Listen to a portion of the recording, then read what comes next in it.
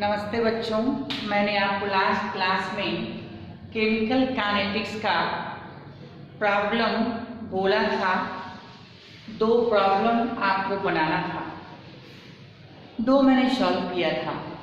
आज देखिए मैं जो आपको होमवर्क दिया था क्वेश्चन नंबर 3 और क्वेश्चन नंबर 4।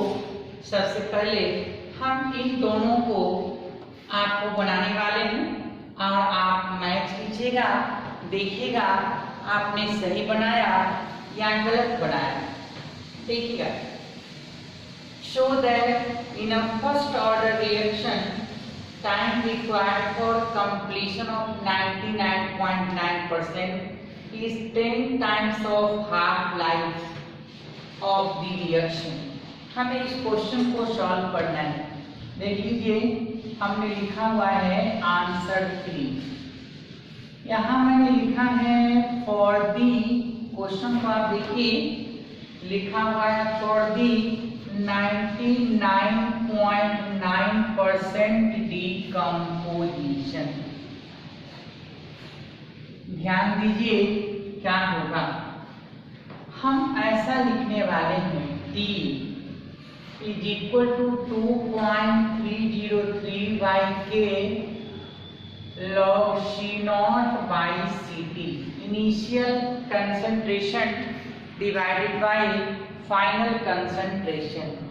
अब मैं क्या करूं, आपको ऐसा बताऊं कि जो आपका C0 है वो आपका मान लीजिए 100 है और इसमें 99.9% चला गया, यानी कि बच गया कितना, तो ये जो फाइनल है हमारा वो आपको बचा हुआ है 0.1। तो आप लिख सकते हैं 99.9 out of 100 99.9 has decomposed, then remaining left amount is 0.1%। तो देख लीजिए, हम ऐसा लिखने वाले हैं therefore t is equal to 2.303 divided by k log C0 यानी कि 100 divided by 0.1 is equal to 2.303 by k log, यहाँ देखिएगा 1000 हो गया। आपको पता है log 10 का वैल्यू 1 होता है, तो ये जो आपका 1000 है उसका हो जाएगा 3। तो आप ऐसा लिखने वाले हैं 2.303 by k multiplied by 3, चूंकि ये आपका क्या है log 1000 है, इसका वैल्यू हो गया 3। अब आप मल्टीप्लाई कर लीजिए तो क्या हो जाएगा 3 3 जा 9, 3 0 जा 0, 3 3 जा 9, 3 2 जा 6 डिवाइडेड बाई k। आप इसे इस कदर लिख सकते हैं 10 इंटू 0.69 समथिंग जो भी है आपका आया हुआ। अब देखिए इतना और डिवाइडेड बाई k, आप याद करो हाफ लाइफ पीरियड जो होता है 0.693 बाई k होता है लगभग। देयरफॉर आप लिखने वाले हैं t is equal to 10 into T half. तो देख लीजिए, यही आपको प्रूफ करना था। Show that in a first order kinetics और first order reaction time required for completion of 99.9% is 10 times of half life period, जो कि मैंने लिखा हुआ है। अब हम बात करेंगे नेक्स्ट क्वेश्चन का। For a first order reaction, so that the time required for 99% completion is twice the time required for 90% completion of the reaction। तो सबसे पहले तो ये क्वेश्चन आपको समझ में आ गया और अब आप मैच भी कर लीजिएगा, आपने जो बनाया है वो सही बनाया है या गलत बनाया है। चलिए अब हम दूसरे क्वेश्चन की तरफ चलते हैं। आपका क्वेश्चन नंबर 4 का आंसर मुझे बताना है, ध्यान से देखेंगे आप। क्वेश्चन नंबर 4 ये वाली है। हम सबसे पहले लिखेंगे फॉर 99% कंप्लीशन। देख लीजिए, हम लिख रहे हैं answer number 4 for 99% completion. Initial amount हमारा 100 हो गया और ये जो फाइनल है वो हो जाएगा 1। तो फिर हम टाइम निकालने जा रहे हैं, देख लीजिएगा 2.303 by k log C0 by Ct और t is equal to 2.303 by k log C0 initial amount 100 by 1। अब याद कीजिए यहाँ पे हम क्या लिखने वाले हैं, log 100 का वैल्यू हो गया 2। अब इसके बाद हम अगेन आपको बताने वाले हैं फॉर 90% कंप्लीशन।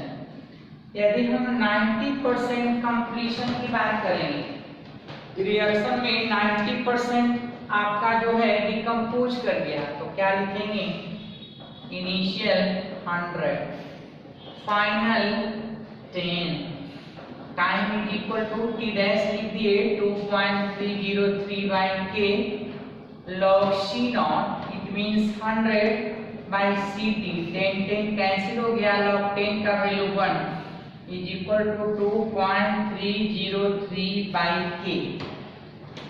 अब देखिए हम ऐसा लिखने वाले हैं therefore t is equal to 2.303 by k, जो आपने लिखा है क्या है, t dash multiplied by 2। Proof निकल गया। ये जो आपका 90% जो कंप्लीशन है that is twice the value of 99.9% completion. अब आइए एक बहुत ही शानदार सा क्वेश्चन आपके सामने है जिसे मैं आपको बनाने जा रहा हूँ। आइए आप इंजॉय करते हैं। ये 3 नंबर और 4 नंबर मैंने आपको बता दिया, अब ये 5 नंबर और 6 नंबर की बात आप करने वाले हैं। देखिए कैसे बनाते हैं आप।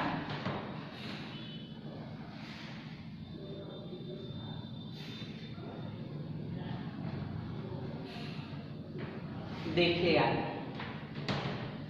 हमारे पास है answer number 5। The following data were obtained during the first order thermal decomposition of N2O5 gas at constant volume, यानी कि प्रेशर चेंज कर रहा है। रिएक्शन दिया हुआ है 2N2O5 गैस 2N2O4 गैस और प्लस O2 गैस। देख लीजिए जब टाइम 0 था तो ये टोटल प्रेशर 0.5 था, ये 0 और ये 0 and T is equal to 0। कुछ पल के बाद क्या हुआ आप देखिए 0.5 में से P चला गया, यहाँ P बन गया, 2 मोल के लिए P गया, 2 मोल के लिए P आया, 1 मोल के लिए कितना होगा P/2 at T is equal to 100 second की बात है। अब आइए हमें क्या करना है, following data were obtained during the first order thermal decomposition of N2O5 gas at constant volume. और उसके बाद ये सारा डेटा आपको दिया हुआ है, आपको कैलकुलेट करना था। यहाँ पे क्वेश्चन के अंत में ये लिखना है कैलकुलेट दी रेट कांस्टेंट। याद कीजिए आपको रेट कांस्टेंट कैलकुलेट करना है, बहुत ही आराम से कैलकुलेट कर सकते हैं आप। और ये जब फर्स्ट ऑर्डर के काइनेटिक्स को फॉलो करता है तो उसके लिए हम फॉर्मूला क्या लगाएंगे, आप जरा ध्यान से सुनिए। We know T is equal to 2.303 by k log P0 by PT।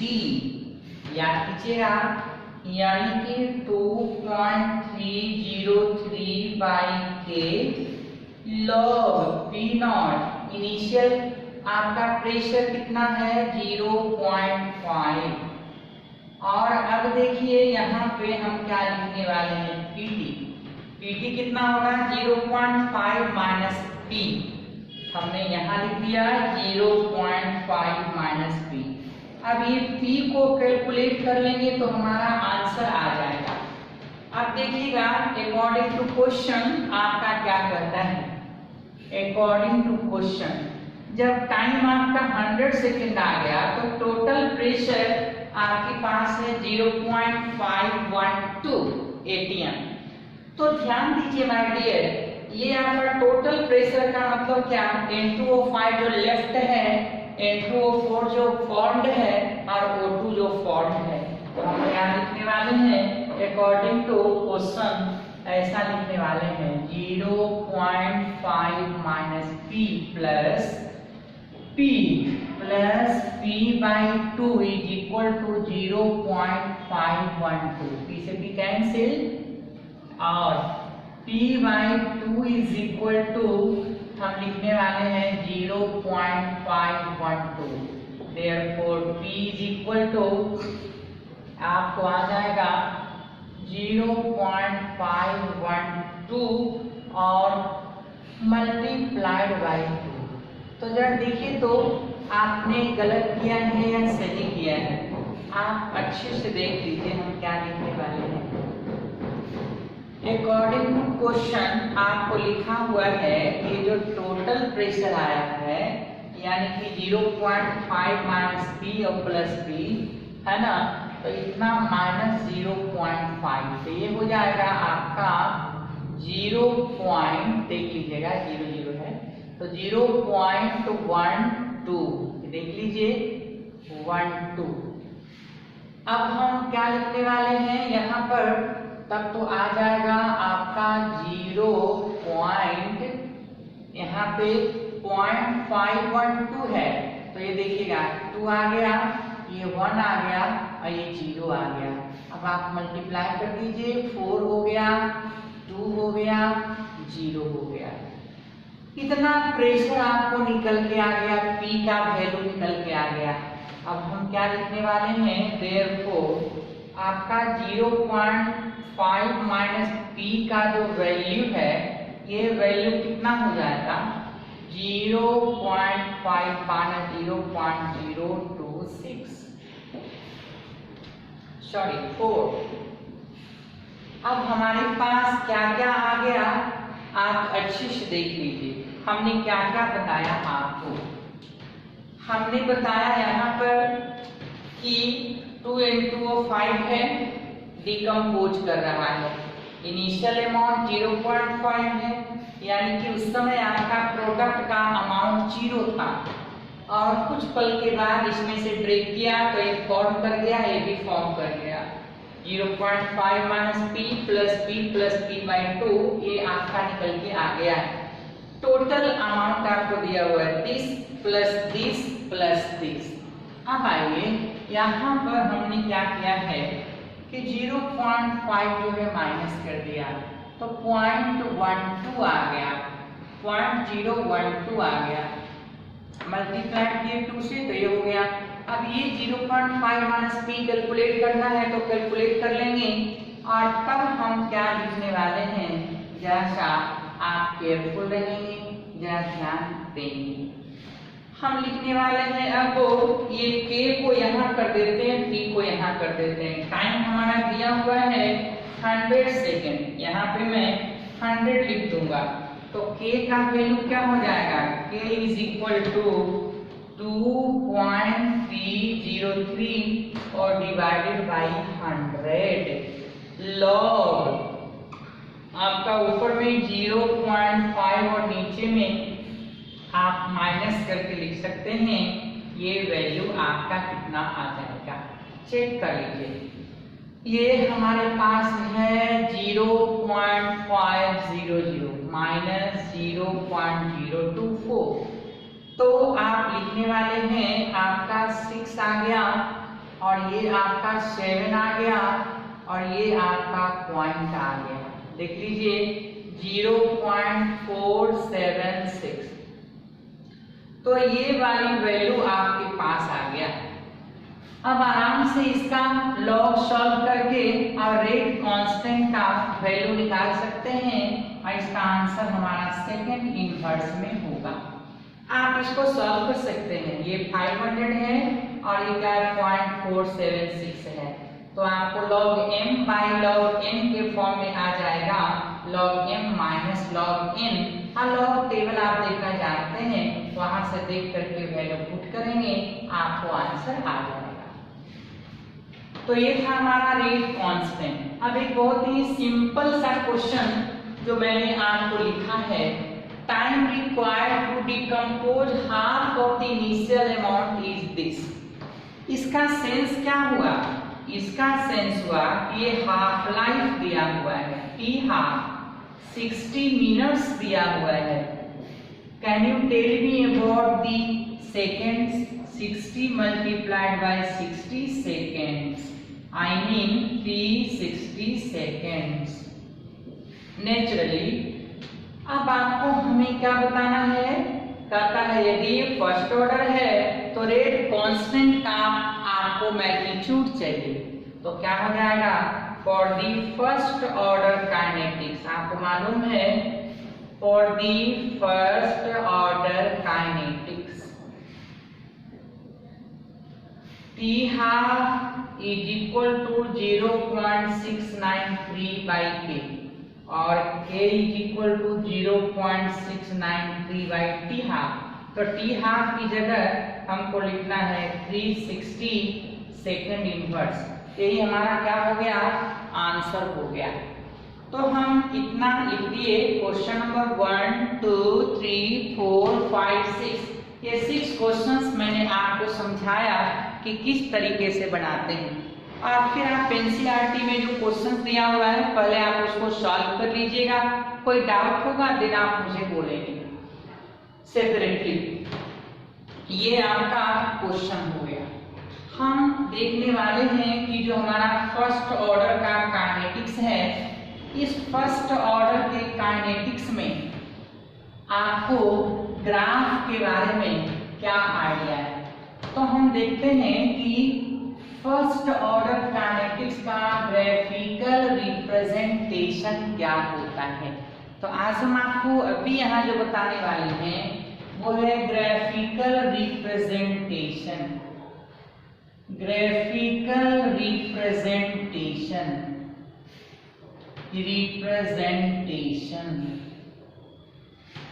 of the different parameters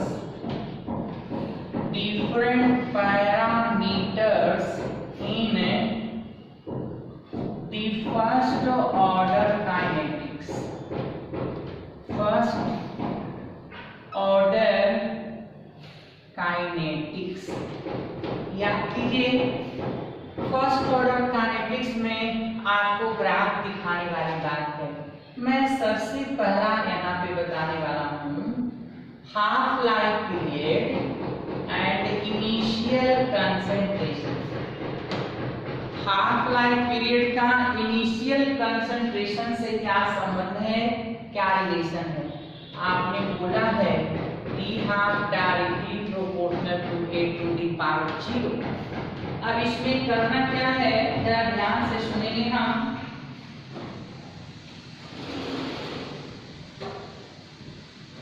ये जो आपका हाफ लाइफ पीरियड है वो इनिशियल अमाउंट से इंडिपेंडेंट है, यानी कि जो ग्राफ हमारा बनेगा आप देख रहे हैं एक्स एक्सिस और ये वाई एक्सिस। ये है आपका टी हाफ और ये है आपका ए इनिशियल अमाउंट। कहता है इसके अमाउंट को बढ़ाने और घटाने से हाफ लाइफ में कोई फर्क नहीं पड़ने वाला है, यानी कि जो ग्राफ आएगा हमारा वो ऐसा आएगा। तो क्या कहेंगे? The nature of the graph, the nature of the graph obtained is a straight line parallel to the concentration initial concentration axis, initial concentration axis. अच्छा, अब हम सेकंड नंबर की बात करते हैं। आपको फर्स्ट ऑर्डर में मैंने एक एक्सप्रेशन बताया था, परहैप्स आपको याद होगा वो क्या था, आप जरा ध्यान से देखिएगा। ln a minus ln a minus x is equal to kt। याद कीजिए, आपको इस तरह का मैंने एक एक्सप्रेशन बताया था। हम लिखने वाले हैं, देख लीजिए, इनको यहाँ रखते हैं, इनको यहाँ रख सकते हैं, तो क्या होगा, और ln a minus x is equal to, इधर चला गया ln a माइनस kt। इसको बाई एक्सिस पे रखा जाना है और इसको जो है एक्स एक्सिस पे रखा जाना है, और ये स्लोप देगा m, और ये है आपका कांस्टेंट इंटरसेप्ट। तो ग्राफ जो हम देख रहे हैं ऐसा एक्स एक्सिस और बाई एक्सिस, यहाँ पे आपका क्या हो जाएगा, ln a माइनस एक्स, और यहाँ क्या हो जाएगा, टाइम हो जाएगा। ये देखिए क्या लिखेंगे, सॉरी, वेरी सॉरी। अब ये स्लोप हमारा निगेटिव है, ऐसा है स्लोप हमारा, तो हम क्या लिखने वाले हैं, निगेटिव स्लोप है। स्लोप जो होगा वो आपका निगेटिव होगा विथ इंटरसेप्ट, इंटरसेप्ट कितना, ln a, देख लीजिए ln a, ये वाली ऑन बाई एक्सिस। यानी कि ग्राफ आपको समझ में आ गया। अब यदि हम थर्ड नंबर बात करें, देख लीजिएगा graph, ln a by a minus x is equal to kt। इसको पूरे को पाई एक्सिस पे रख करके ग्राफ प्लॉट किया गया, और ये है आपका x और ये हो गया m। तो y is equal to m into x, यह एक स्ट्रेट लाइन का इक्वेशन है जो कि ऑरिजिन से पास करने वाला नहीं है। तो ग्राफ जो हम बनाएंगे, x एक्सिस y एक्सिस, ये क्या हो गया, ln a by a minus x, और यहाँ पे टाइम हो गया, ये स्ट्रेट लाइन हो गया, ओरिजिन से पास कर रहा है, तो इसका ग्राफ ऐसा होगा। यदि नेचुरल लॉग को कॉमन लॉग में भी बदल देते हैं तब भी आप उसी तरीके से ग्राफ पाएंगे। यहाँ पे हमारा जो स्लोप है वो k के बराबर है ना, ये देख लीजिएगा, k स्लोप आपका पॉजिटिव स्लोप है, यहाँ माइनस k है, निगेटिव स्लोप है। नेचुरल लॉग को कॉमन लॉग में बदल करके भी आप ग्राफ को यूज कर सकते हैं। तो ये था तुम्हारा first order of reaction. According to your syllabus you have to go through only the zero order and first order of the reaction. But मैं आपको एक लेक्चर जो है लास्ट में सेकेंड ऑर्डर का भी आपको दूंगा आपके जो है कह सकते हैं प्रोग्रेसिव एटीट्यूड को जो है सही करने के लिए, मगर आपके सिलेबस के अकॉर्डिंगली अभी फिलहाल जीरो ऑर्डर और फर्स्ट ऑर्डर ही पढ़ना है। तो मैंने ये जीरो ऑर्डर और first order of reaction complete किया है, इस पे आपने बहुत सारे क्वेश्चंस भी देखे हैं, और अब जो मैं नेक्स्ट आपको बताने वाला हूँ वो है कि आप ऑर्डर ऑफ रिएक्शन कैलकुलेट कैसे करते हैं, methods of determining the order of reaction. हमारे पास डिफरेंट अप्रोचेज हैं, डिफरेंट मेथड्स हैं। उस मेथड्स की सहायता से हम किसी भी केमिकल रिएक्शंस में उस रिएक्शन का रेट का जो है ऑर्डर की बात करते हैं, ऑर्डर कैलकुलेट करना चाहते हैं। तो आइए इसके बारे में हम नेक्स्ट लेक्चर में चर्चा करते हैं।